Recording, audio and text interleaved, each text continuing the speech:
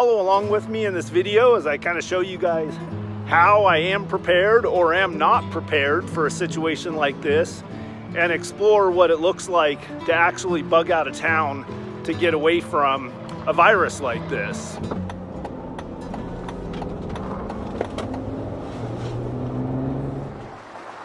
In this video series, I'm basically practicing a scenario where I bug out of town due to a widespread pandemic event. The irony is, I'm doing this exercise during an actual pandemic event, as the coronavirus and COVID-19 rapidly sweeps across the country. In part 1 of this video series, I made the journey out of town straight from the office with just the gear and equipment that was currently packed in my vehicle. I made my way out into the woods to a predetermined location, one of several that I've identified as potential bug-out locations. I found a suitable campsite, secured the area, and set up my initial camp. This video, part 2, basically picks up at the end of that first day and the beginning of day number 2. Well, good morning, guys. I just woke up. It's about 5:45. First thing I'm going to do is I'm going to hydrate. Give me a couple of minutes and we'll get out there and get a fire going. Okay, I'm just getting ready to head out there and do a fire. I've got some coffee kind of hanging up here over the heater, warming up. It was actually a pretty cold night last night. It got down, I'm guessing it had to have been down below 20 a little bit. So I am using the heater a little bit this morning. Of course, in the bug out scenario, I would probably want to be conserving this fuel as much as possible.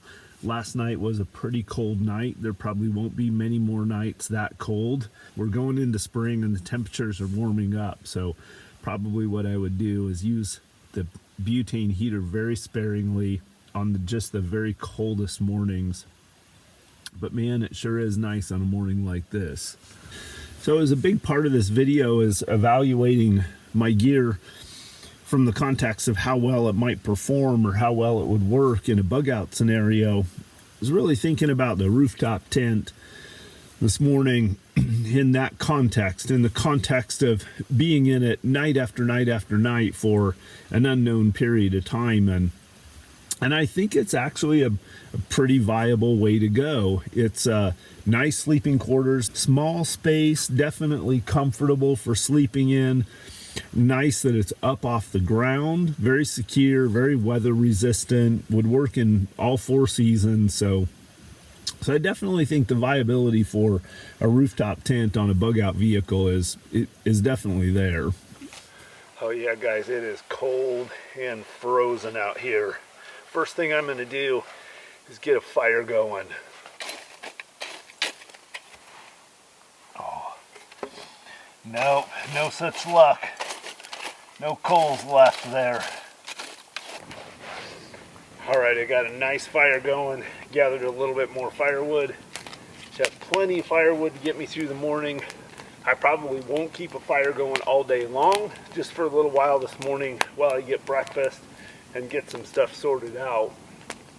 One thing that I think is really important in a survival, especially a wilderness survival or potentially in a bug out situation, is to use extra time that you have to continue to improve your standard of living, continue to improve your basic living conditions. So right now the sun's just starting to come up over there. I wanted to do something a little bit active to keep me warmed up until the sun comes up there. So what I'm working on right now is I'm working on a pot hanger that I'll be able to use to hang this big Pathfinder stainless steel pot over some coals on the edge of the fire. And remember yesterday when I talked about water, and I talked about the fact that I have about 10 gallons of water. Well, in a perfect world, I'd like to use about 2 gallons of water a day. So what that means is a good percentage of the time, I need snow melting, or I need to collect water from the creek down off of the hillside over there and have it boiling over the fire to make it potable. So that's going to be about 4 of those pans full a day that I would need to boil. So I'm using the Cowdy Works Survival Knife 2.0, or as some people are affectionately calling it, the coyote pup. Nice thing about even this Coyote Works 2.0 knife, or this little smaller survival knife, which I consider more of a bushcraft or a camp knife, is it's still got enough weight to it that I can get some heft for chopping these limbs off, things like that. But one trick I wanted to show you guys is, like here, I want to skin some bark off of this, and I could turn the blade about 90 degrees and use that to scrape the loose bark off. But instead, I'm going to use the spine of the knife, and that'll save my blade.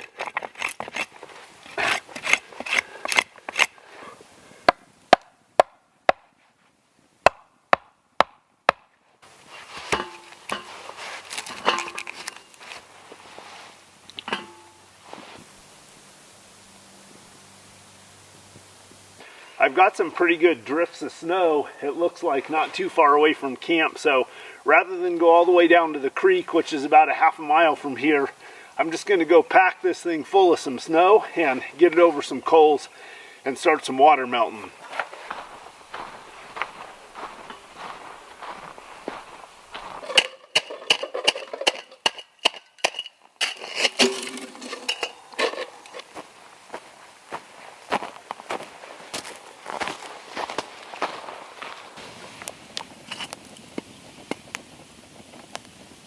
Alright, so I'll keep this pot going off kind of to the side over here so I can keep feeding wood on the main fire over there.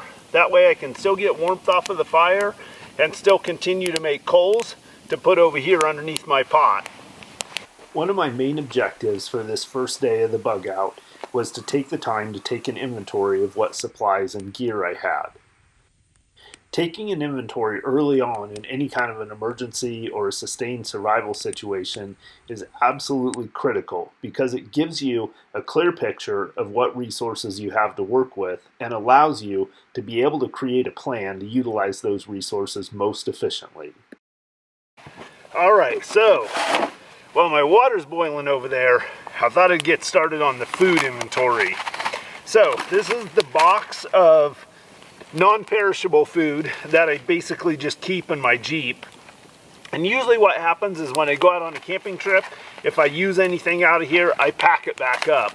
And basically how I know that I have this thing full is that this box is completely full of freeze-dried food. So let's just see what we have here. So we've got a strawberry granola. That is, how many calories is this? 530 calories per package, so there's almost a half a day there. Here's 690, so there's another 610, so let's just call that a day. That's about 2,000 calories. Here's a package of Uncle Ben's red beans and rice. This and this, there's another day. There's another day, that gives us 3, 4, 5, 6, 7. Oh, here's a box of hash browns. So is that about 8 days of food right there. So also in here, I've got this thing of spray on butter. So this is a great thing to just add some calories to, add some fat calories to, especially something like wild game, like some quail or some robins or something like that. We're going to check a couple of other things for food. So inside my chest pack, I have 2 of these Millennium bars, and these Millennium bars are 400 calories a piece. So there's another 800 calories and snacks inside my chest pack. My console's kind of lean, but here is a fruit bar in there. And then I've got this food box right here that I generally keep snacks and stuff that's handy, that I want to keep handy when I'm out on the trail. And then right underneath my seat here, I also have a 24-hour ration. And then, of course, I've got my inch pack in the back, which I'll show you guys. And my inch pack has about 5 days worth of food in it. So between the 5 days in my inch pack, we've got 8 days over there, and we'll see what's in here. So that puts us up to about 13 or so days. So let's see what we have here. Well, here's 14 days. All right, let's see what we got in here. I've got another MRE. So that's another day. Another MRE. So there's another day. I've got 12 of these fig bars. These are 200 calories a piece. That's 2,400 calories right there. A couple of packages of freeze-dried strawberries. Here's a bag of freeze-dried bananas. 2 containers of oatmeal. Bumblebee tuna snacks. Idahoan instant potatoes. And then I've got a couple more packets of oatmeal. More energy bars. Orchard bars. All right, coffee situation. I've got a brand new full container of this espresso instant coffee. So this is about, I think this is about 20 servings in here. More than full packet of Starbucks V in there, so another 15 or so. So that's 15 plus 20, so there's 30 days worth of coffee if I had 1 cup a day. That is awesome. So there it is in all its glory, the vast majority of my food supply. The only thing you're not seeing here is the food supply that's inside my inch pack. I ended up with about 20 days worth of food at an average calorie intake of between 22 and 2,400 calories a day. A little short of my 30-day goal, so I'll definitely need to stock up my food supply. All right, so that snow melt that I put in there has been boiling for a couple of minutes now. So I'm gonna pull this off the fire, let it cool down, and then I'm gonna transfer it into one of my empty water bottles and do another batch. All right, so I'm all set up to start transferring this snow melt water into my empty water container. However, because it has been snow that's been on the ground for a long time, there's actually quite a bit of silt and stuff in it. So what I'm going to do is I'm going to pre-filter it. How I'm going to do that is I'm going to put the shop towel over this cup. And the trick to this is to actually push the pre-filter or the filter down a little bit so you make a little bit of a reservoir. All of that right there is what this pre-filter's catching. Alright, so basically this pan full of snow made this bottle full of water. And maybe you can kind of see it's a little bit murky, but at least there's no sediment in it. And it's been boiled for quite a few minutes. I boiled it for about 7 minutes or so. So it's very good water and ready to drink. So you can see in order for me to produce about 2 gallons of water a day, I probably need that pan going with snow in it, melting snow, for about 4 hours out of the day. So one thing that's really important when it comes to living for very long in an austere environment or a wilderness environment is hygiene. It's really important to keep your personal hygiene up. Number one, to prevent potential illness and disease caused by bacteria and things like that. But two, just for general morale. So having a lot of hygiene stuff is really important.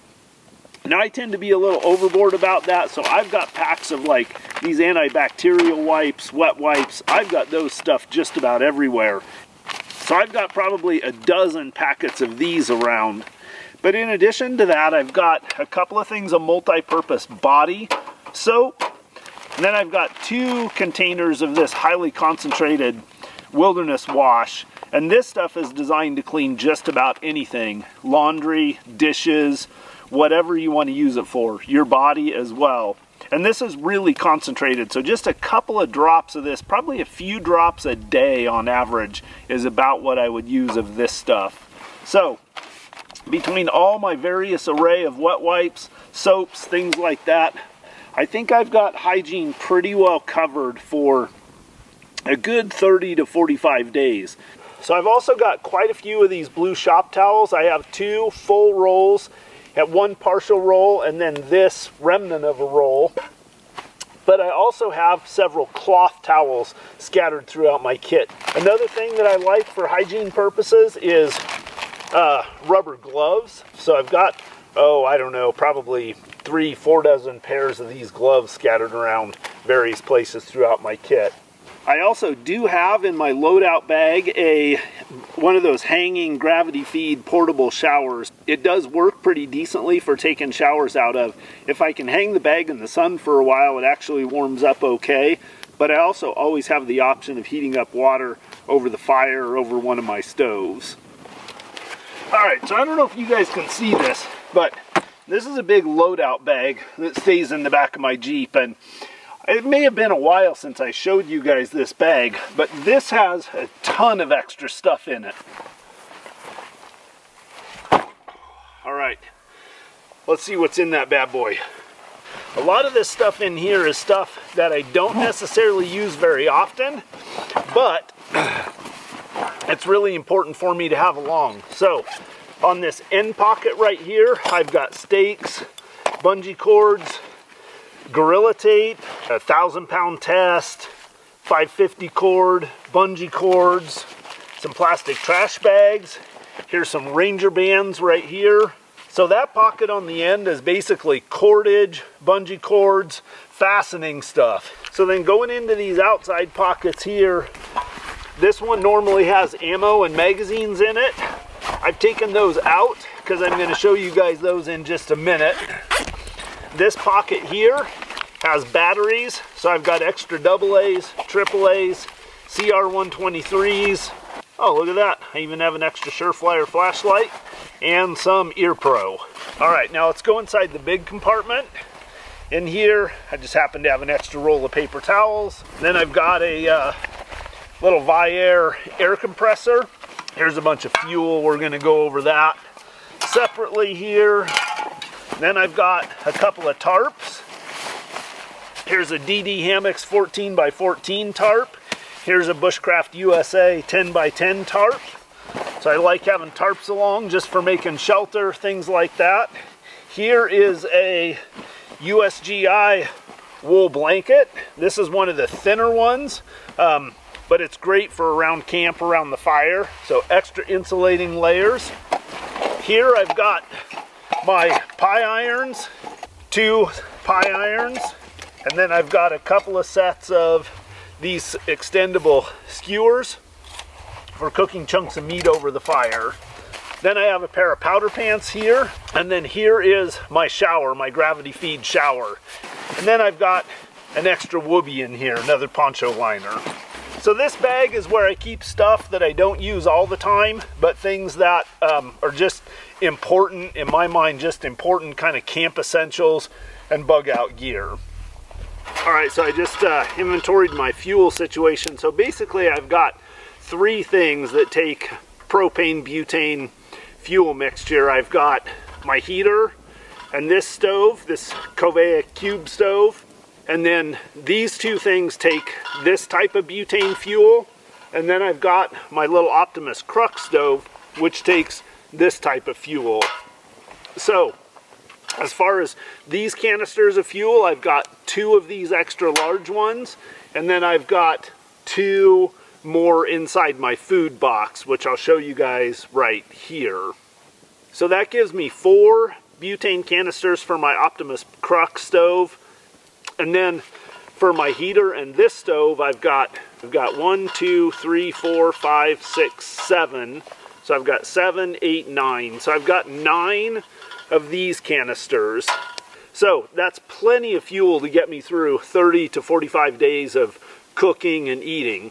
The fuel is really just a luxury, and then potentially something that'll give me the ability to be able to cook, boil water, etc. without building a fire. So where the fuel would come in really handy is, number 1, if I got injured and had a challenge gathering wood or keeping a fire going. Number 2, in a situation where maybe I don't want to build a fire because I don't want the smoke signature and or the light signature in the evening.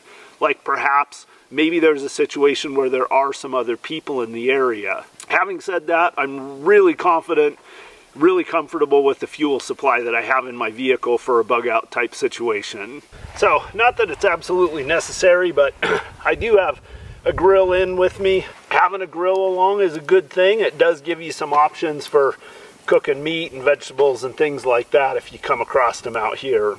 So next I'm going to show you guys a module of gear, which is the level of my gear that allows me to walk away from the vehicle and have everything I need to survive. Now, in the course of my normal overlanding off-road adventures, traveling in remote places in the backcountry, the really important function that this serves is this gives me the freedom. This is my ultimate fallback option for if my vehicle goes down on me.